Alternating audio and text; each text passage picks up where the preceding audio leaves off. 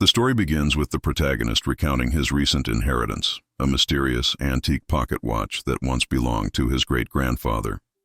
The watch is exquisitely crafted, with an ornate, intricate design etched into its case.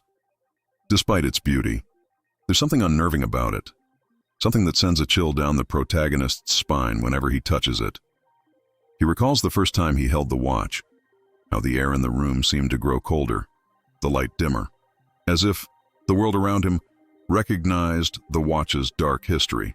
The protagonist describes how, at first, he dismissed the sense of unease as mere imagination, attributing it to the eerie quietness of the old house he had just moved into.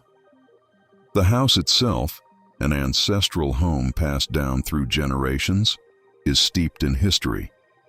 Its creaking floors and groaning walls seemed alive, whispering secrets from the past. But the watch feels different, like it harbors a secret of its own, one far darker than the creaks and groans of the old house. As he begins to wear the watch daily, strange things start to happen. He notices the watch always stops at the same time, 3:15 a.m., no matter how many times he winds it. At first, this seems like a peculiar quirk, a malfunction in an otherwise perfect piece of craftsmanship. But then, the dreams begin.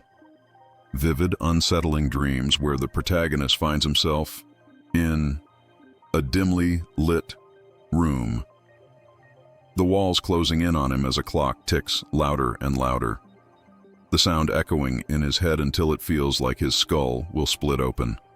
Each night, the dreams become more intense, more terrifying. He wakes up, drenched in sweat, his heart pounding, and the watch clutched tightly in his hand, always stopped at 3:15 a.m. The protagonist's sense of reality begins to warp as the line between dream and wakefulness blurs.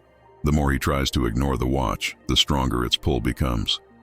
He begins to feel watched, as though something or someone is lurking just out of sight, waiting for the right moment to reveal itself.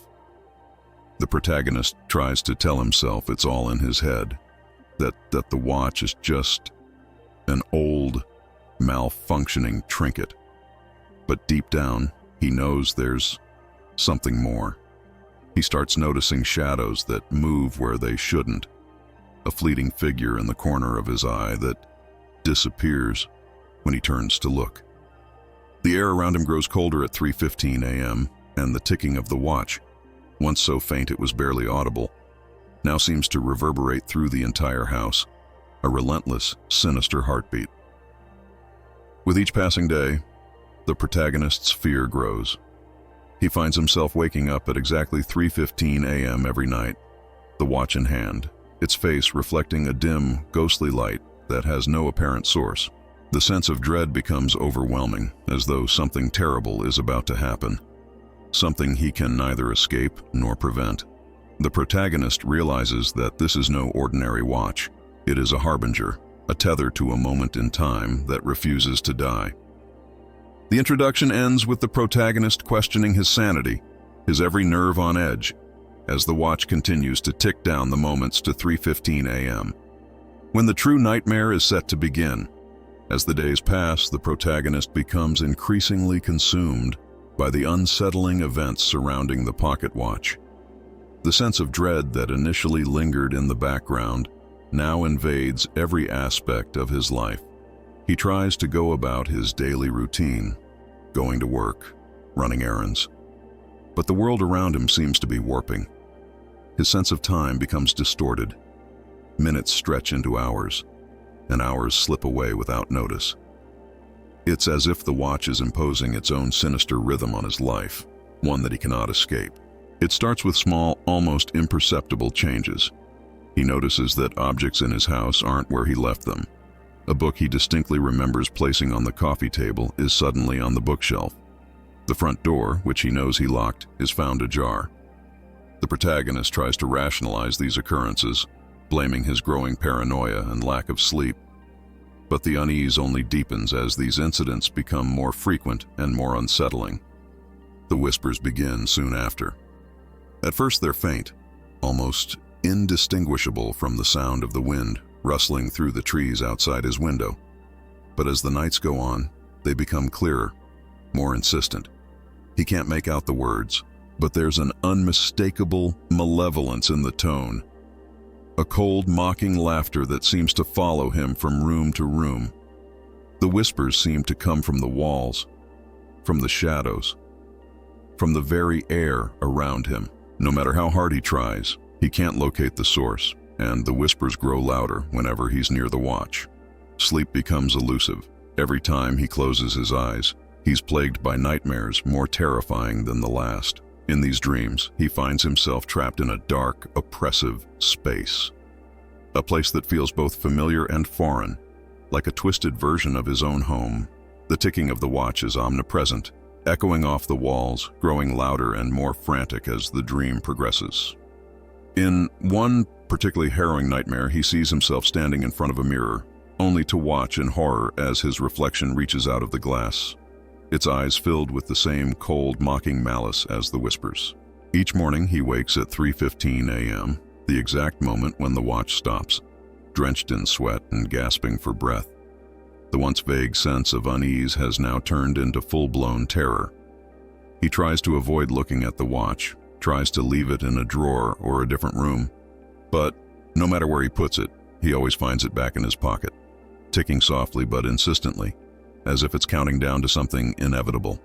Desperate for answers, the protagonist begins researching the history of the watch and his great-grandfather. What he finds only deepens the mystery. His great-grandfather was an enigmatic man, rumored to have dabbled in the occult. There are whispers in old family records about strange rituals and forbidden knowledge.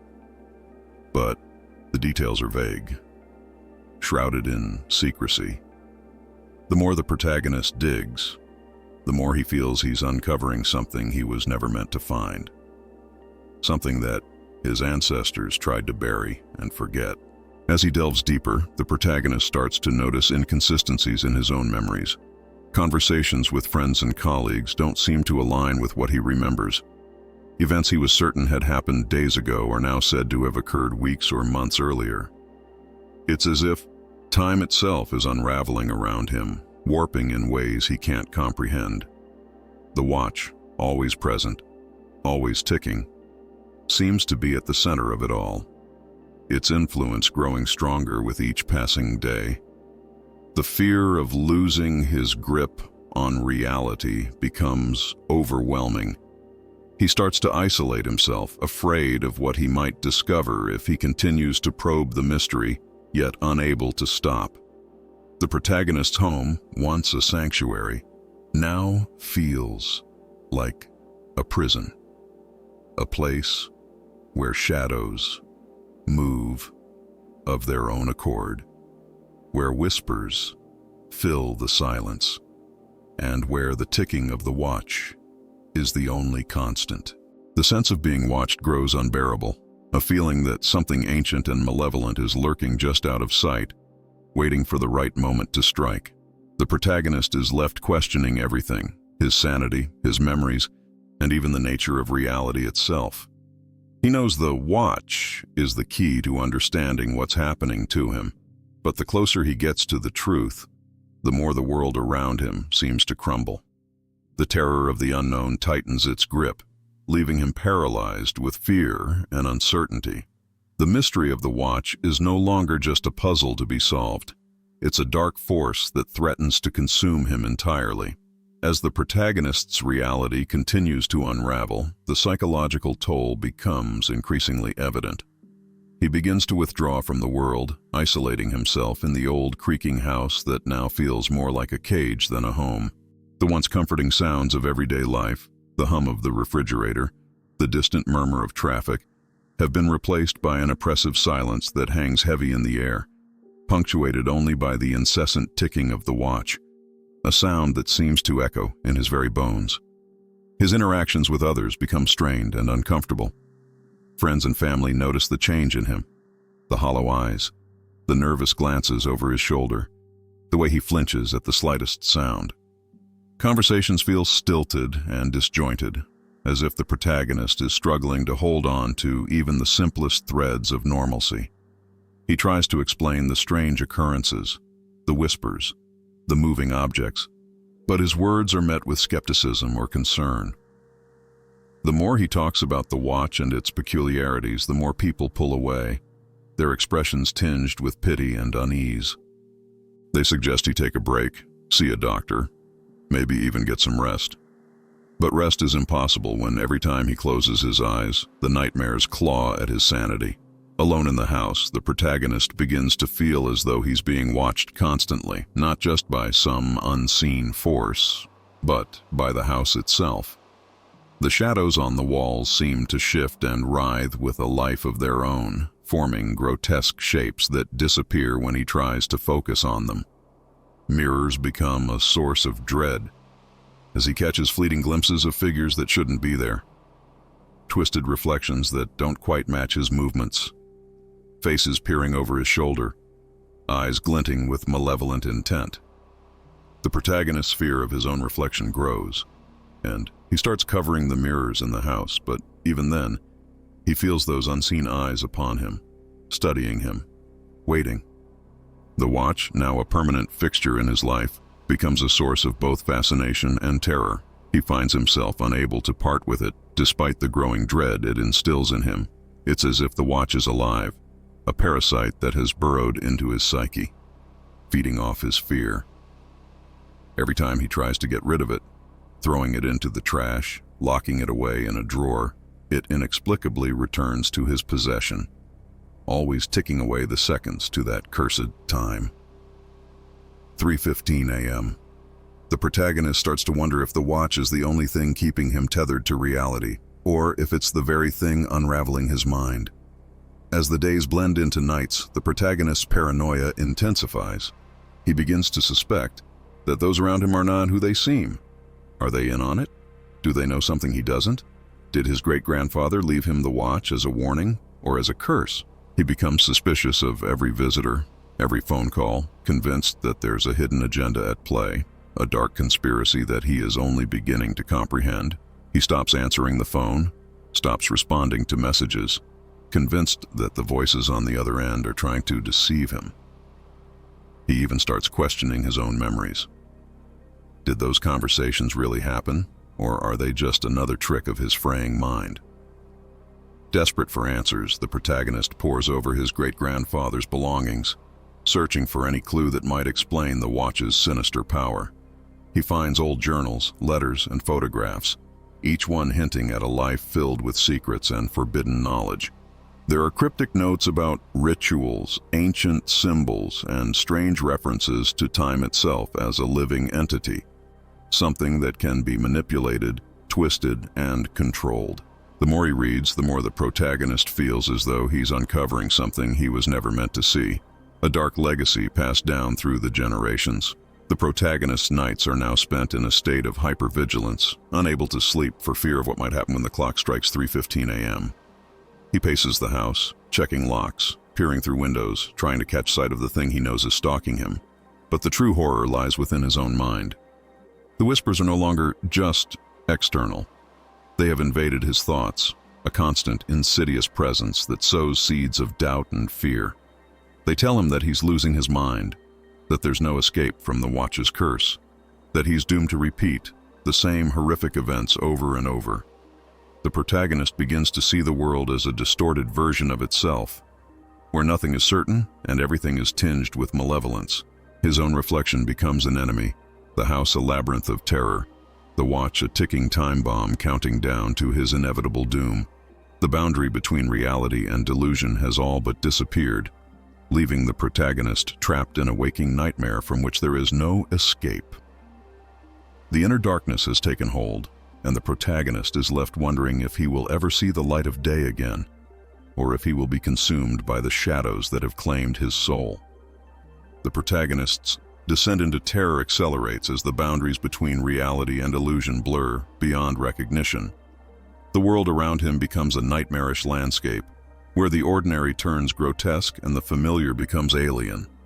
The once comforting confines of his home now feel like a sinister maze, where every hallway leads to darkness and every door opens to a new horror. The house seems to pulse with a malevolent energy, its walls closing in on him, suffocating him with an unseen force that tightens its grip with every passing hour. The ticking of the pocket watch, which was once a mere background noise, now dominates his existence.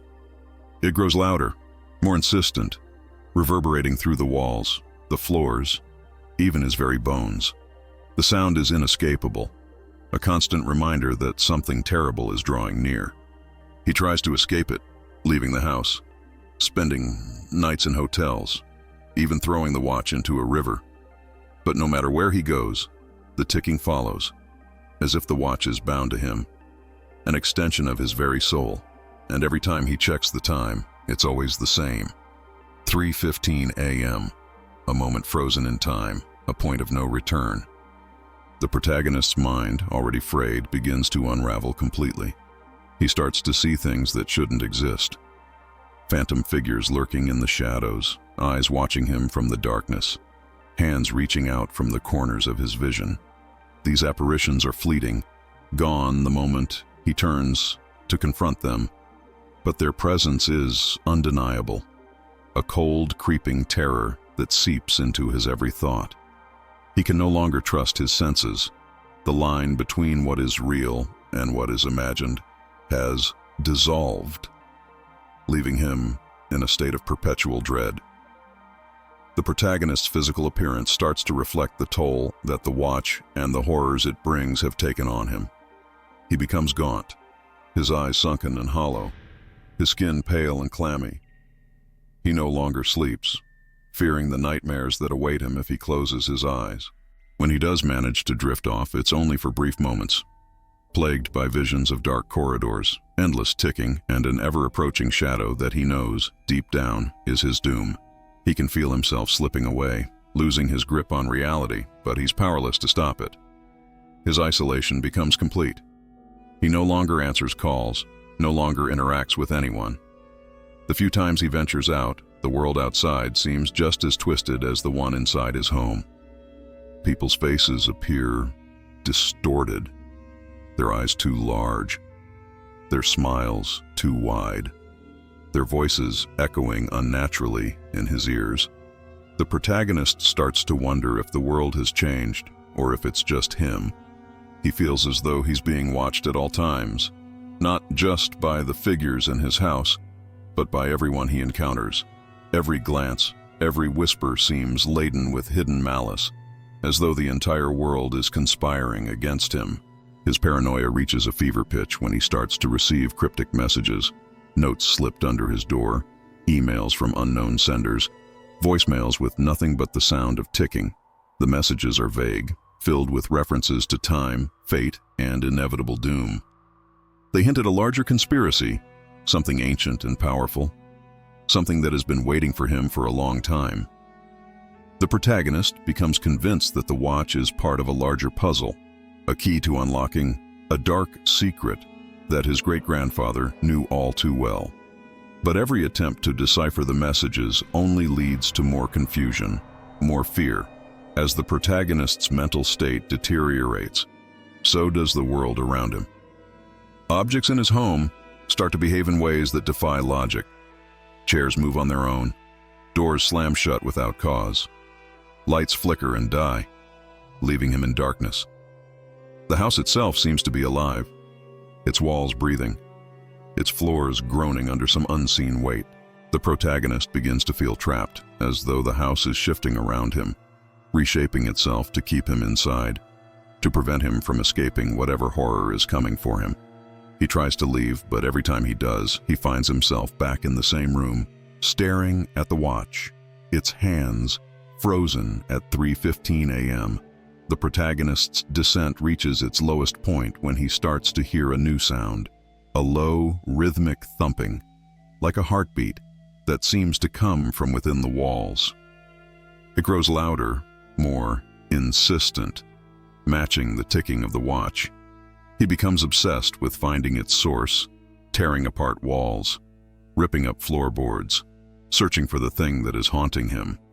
But no matter how deep he digs, he finds nothing, only darkness and the ever-present sound of the watch. The final straw comes when the protagonist begins to lose time. Hours vanish in the blink of an eye. Days pass without him noticing. He finds himself in different places with no memory of how he got there. His clothes stained with dirt or blood, his hands trembling with fear. The world around him becomes a blur, a disorienting nightmare where nothing makes sense, and the only constant is the watch, always ticking, always stopped at 3:15 a.m. The protagonist realizes that he is no longer in control, that whatever force is behind the watch has taken hold of him completely. The terror becomes all-consuming, and the protagonist is left with only one thought: that time is running out, and when the watch finally strikes 3:15 a.m., his fate will be sealed. As the protagonist teeters on the brink of madness, the realization dawns that there is a riddle he must solve, a truth buried within the ticking of the cursed pocket watch. But the closer he gets to understanding it, the more elusive it becomes. Like a shadow slipping through his fingers, the clues are there, scattered in the remnants of his great-grandfather's life, in the cryptic messages, in the nightmares that haunt him. But every attempt to piece them together only plunges him deeper into despair. The protagonist begins to obsess over the significance of 3:15 a.m., the time at which the watch always stops. What happened at that exact moment? Why is it so crucial? He pores over old family records, searching for any mention of that time, that date, anything that might give him a hint. He scours his great-grandfather's journals, hoping to find a connection, a reason. But the entries are fragmented, filled with strange symbols and passages written in languages he doesn't understand. The more he reads, the more he feels as though his great-grandfather was trying to communicate with him from beyond the grave, leaving behind a trail of breadcrumbs that lead to some terrible revelation. But the clues are maddeningly contradictory. One passage might suggest that 3:15 a.m. marks the moment of a great tragedy, a death or a betrayal. Another might imply it's the hour of a forbidden ritual, a pact with forces unknown. And yet another seems to hint that 3:15 a.m. is not a moment in time, but a place, a crossroads between worlds, where the boundaries between the living and the dead are thinnest. The protagonist's mind races, trying to connect these disparate threads, but the answers remain just out of reach, taunting him with their ambiguity. As he delves deeper, the protagonist starts to experience what can only be described as time slips. Moments from the past bleed into the present, disorienting him further. He might be standing in his kitchen, only to blink and find himself in a different era, surrounded by people dressed in clothes from a century ago, their faces turned towards him with expressions of fear or contempt. The scenes are vivid, terrifying in their detail, but they vanish as quickly as they appear, leaving the protagonist gasping for breath, unsure of what is real and what is a hallucination. The riddle of 3:15 a.m. becomes an obsession, consuming every waking moment. The protagonist starts mapping out the occurrences of strange events, drawing connections where none seem to exist, trying to find patterns in the chaos. He scrawls notes and symbols on the walls of his home, turning it into a madman's lair, a physical manifestation of the turmoil in his mind. The watch, ever present, seems to mock him with its steady ticking, a countdown to some inevitable, horrifying truth. But every answer he uncovers leads to more questions, more fear. The protagonist begins to suspect that the riddle is designed to drive him mad, that it's a trap set by whatever malevolent force is behind the watch. The closer he gets to solving it, the more his reality unravels. He starts seeing figures that shouldn't be there. His great-grandfather, his own doppelganger, shadowy entities with glowing eyes that watch him from the corners of his vision. They don't speak, but their presence is suffocating, filling the room with a cold, oppressive darkness that makes it hard to breathe. The protagonist becomes convinced that the watch is trying to tell him something, that if he can just decipher its message, he might find a way out of this nightmare. But the more he tries to understand, the more the world around him distorts.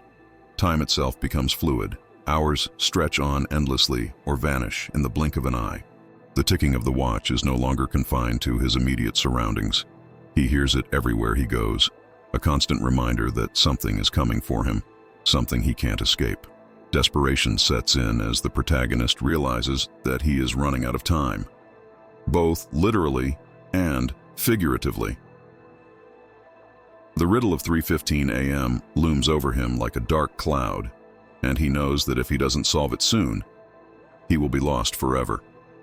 Consumed by the madness that has already claimed so much of his sanity, he starts to question everything: his memories, his identity, even his own mind. Is he really the one trying to solve the riddle, or has he become just another pawn in some ancient cosmic game, a game where the rules are beyond his comprehension? The protagonist becomes frantic, scouring every detail of his great-grandfather's life for answers, but the truth remains elusive. He starts to doubt whether the riddle can be solved at all, or if it's even meant to be solved. The fear that he might be chasing a phantom, a puzzle with no solution, gnaws at him, driving him further into despair. The pressure builds, the ticking of the watch growing louder and faster, as though it's counting down to a final, catastrophic revelation. In his darkest moments, the protagonist considers giving up, resigning himself to whatever fate the watch has in store for him. But something keeps him going, a flicker of hope, or perhaps sheer stubbornness. He knows that the answer is out there, just beyond his reach, and that if he can just hold on a little longer, he might finally understand the true nature of the watch and the horror it represents. The riddle of 3:15 a.m. is no longer just a puzzle. It has become the defining element of the protagonist's existence, a haunting enigma that consumes his every thought. He is trapped in a race against time, but as the days bleed into nights and the nights into days, the protagonist realizes that time itself is his enemy, a force that is slowly but surely dragging him into the abyss. The riddle is not just a question, it's a curse, a dark truth that once uncovered will change everything forever. The story reaches its harrowing peak as the protagonist is finally confronted with the heart of the mystery, a moment of reckoning that forces him to face the full horror that has been stalking him. After days of frenzied research, sleepless nights, and encounters with the supernatural, the protagonist is a shadow of his former self. His mind is frayed, teetering on the edge of madness, but the ticking of the watch drives him forward, compelling him to confront whatever truth lies hidden in the dark. The final piece of the riddle reveals itself one night, as the protagonist is once again jolted awake at exactly 3:15 a.m. But this time, something is different. The air in the room is thick with a palpable tension, a sense that the world is holding its breath, waiting for something to happen. The watch, which has always been cold to the touch, now feels unnervingly warm, almost as if it's alive. The ticking has slowed, each beat resonating deep within the protagonist's chest, syncing with his own heartbeat until he can no longer distinguish between the two. He knows that this is the moment, the climax of everything he's been dreading. The shadows in the room deepen, taking on more solid forms, and the whispers that have haunted him for so long grow louder, more distinct. They seem to be coming from all around him, a chorus of voices speaking in a language he doesn't understand, yet somehow comprehends at a primal level. The walls of the room start to close in, the darkness encroaching on him, leaving him with no escape. In a final desperate act, the protagonist opens the watch, hoping to find something, anything, that will give him an answer. Instead, he's met with a scene that defies explanation. The watch's inner workings are not just gears and springs, but a miniature landscape, a vast, dark plain under a blood-red sky. Where figures move in the distance, their forms distorted and monstrous.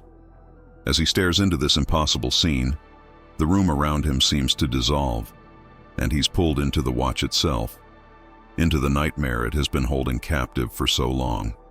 The protagonist finds himself standing on that dark plain, the ground beneath him cold and lifeless, the air thick with the stench of decay. The ticking of the watch is now deafening, reverberating through the very ground he stands on. The figures in the distance draw closer, and he sees that they're not just shapes, but people. People he knows, people from his past, and most horrifyingly, people from his future. Their faces are twisted in expressions of agony, their eyes hollow and accusing, as if blaming him for their suffering. As they close in on him, the protagonist realizes that these are the victims of the Watch, souls trapped in this hellish landscape, doomed to relive their worst moments over and over again. And now, he is one of them. The realization hits him with the force of a sledgehammer. This is what his great-grandfather tried to escape, what he couldn't bear to face. The Watch is not just a timepiece, but a prison, a doorway to a place where time stands still, where the past, present, and future collide in a never-ending cycle of torment. The figures reach him, their cold hands grasping at him, pulling him down into the darkness. He tries to fight them off, but their strength is overwhelming, and he feels himself sinking, the ground opening up beneath him, swallowing him whole. The ticking of the watch is now a rapid, frantic beat, matching the pounding of his heart as he's dragged deeper into the abyss. But then, just as all seems lost, the protagonist sees a figure standing in the distance. A lone figure, shrouded in shadow, but unmistakably human. He knows instinctively that this figure holds the key to the riddle, the answer he's been searching for. Summoning the last of his strength, the protagonist breaks free from the grasp of the damned and stumbles towards the figure, the ground shifting and warping beneath his feet. As he gets closer, the figure begins to take shape, and the protagonist is horrified to see that it is himself, or rather, a twisted, nightmarish version of himself. This doppelganger is a reflection of all his fears, all his failures, all the darkness that has been festering inside him. Its eyes are empty voids, its face a mask of pain and despair, and it holds out the watch, ticking relentlessly, as if offering him a final choice. The protagonist understands now. The watch has been a test, a trial of his soul, and this figure, this monstrous version of himself, is the embodiment of everything he's feared would happen.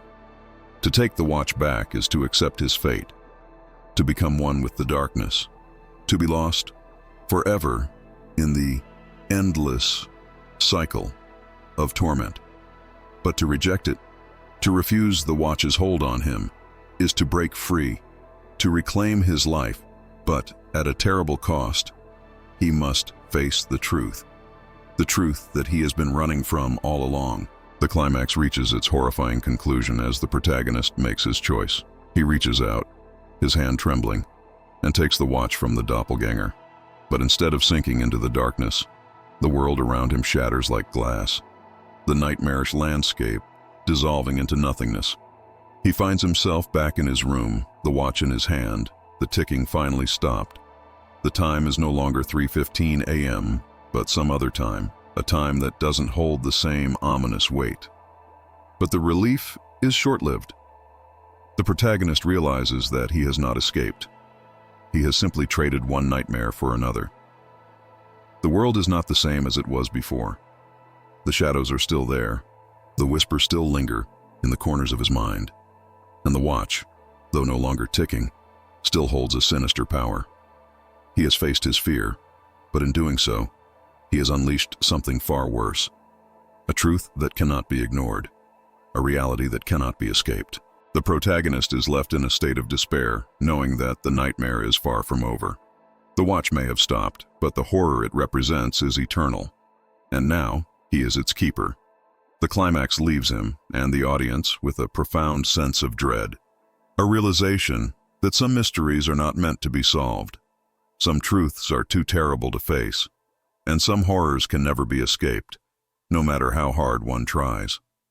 The aftermath of the protagonist's harrowing confrontation leaves him in a state of profound dread and confusion.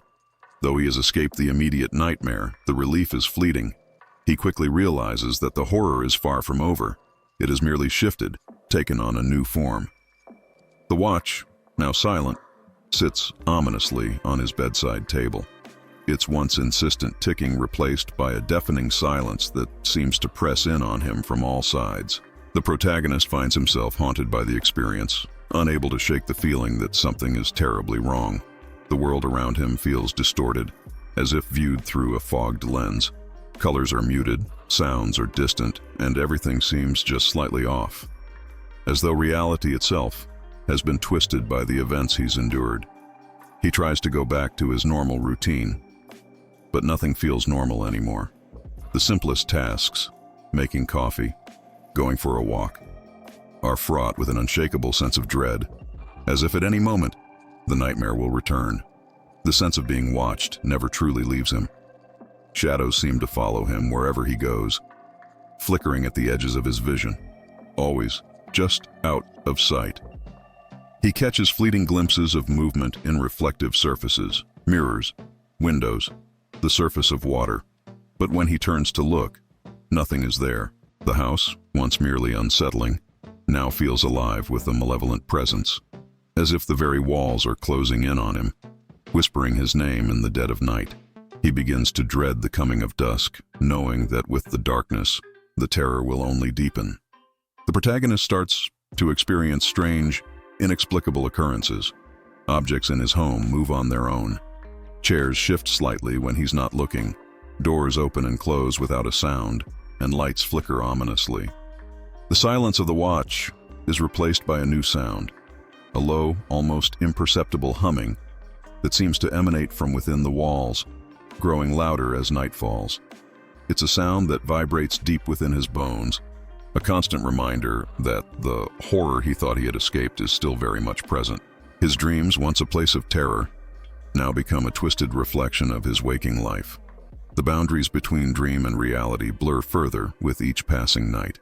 In his dreams, he finds himself back in the nightmarish landscape within the watch, the dark plain under a blood-red sky.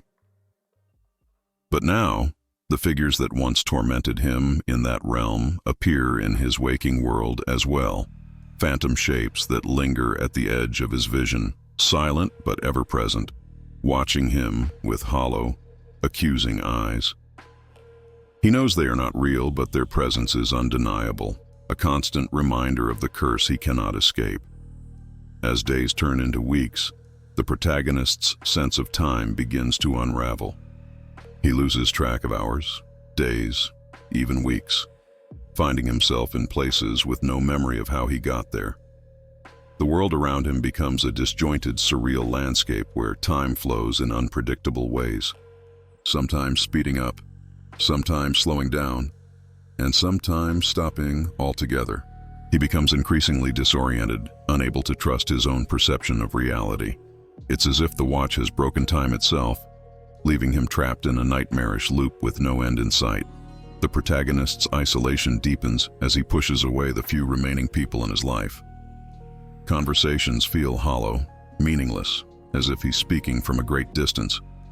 He's unable to explain what's happening to him, unable to make others understand the terror he's living through. He becomes paranoid, convinced that anyone who gets too close will be drawn into the nightmare as well. He starts to avoid people altogether, retreating further into the dark, oppressive confines of his home, where the watch sits silently, mocking him with its presence. The final blow comes when the protagonist realizes that the watch is no longer just a cursed object. It's a gateway, a doorway to something far worse. The boundary between his world and the nightmarish realm within the watch is thinning, and he can feel it, like a pressure building behind a dam.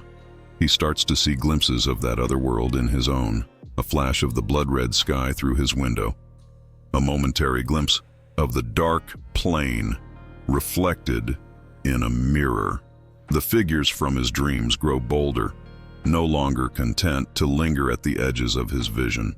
They start to manifest fully, stepping out of the shadows, their hollow eyes fixed on him, their hands reaching out to drag him back into the nightmare. The protagonist's terror reaches its peak as he comes to a horrifying realization. The watch is not just a prison for lost souls. It's a tool, a device designed to pull others into its dark realm. His great-grandfather, the previous owner of the watch, must have been consumed by it, just as the protagonist now fears he will be.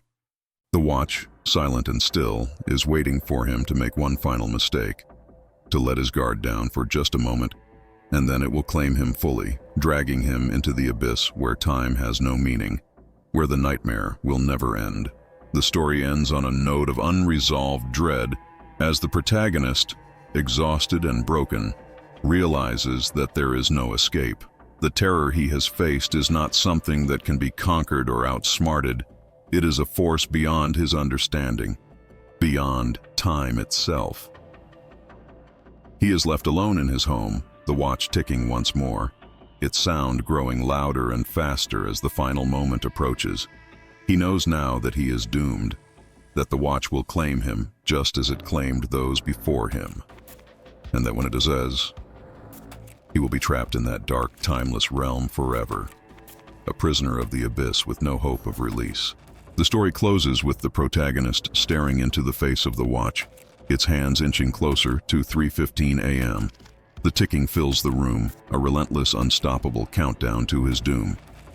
And as the final second approaches, the protagonist is left with one last horrifying thought: that this was always his fate, that he was always meant to fall into the abyss, and that now there is no way back.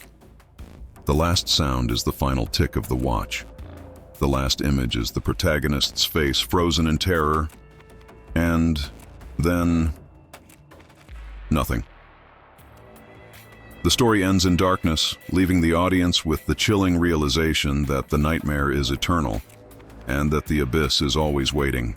The story draws to its unnerving end, leaving the protagonist and the audience trapped in a state of perpetual uncertainty and fear.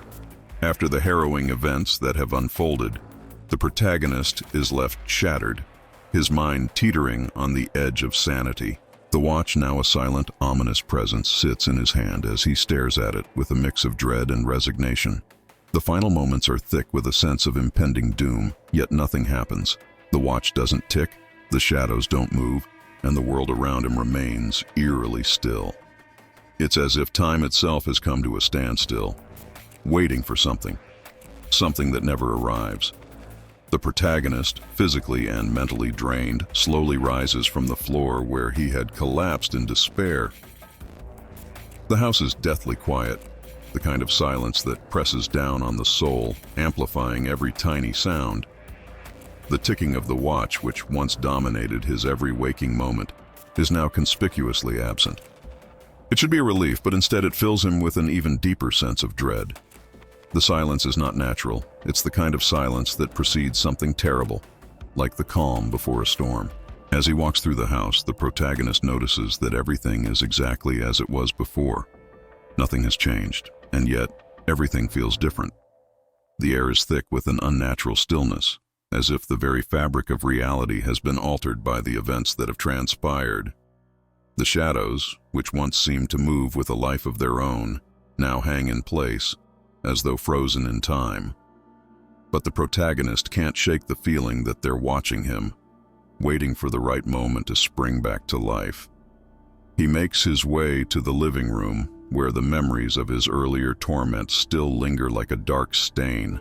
The room is bathed in an unsettling half-light, neither day nor night, as if time itself is unsure of its place.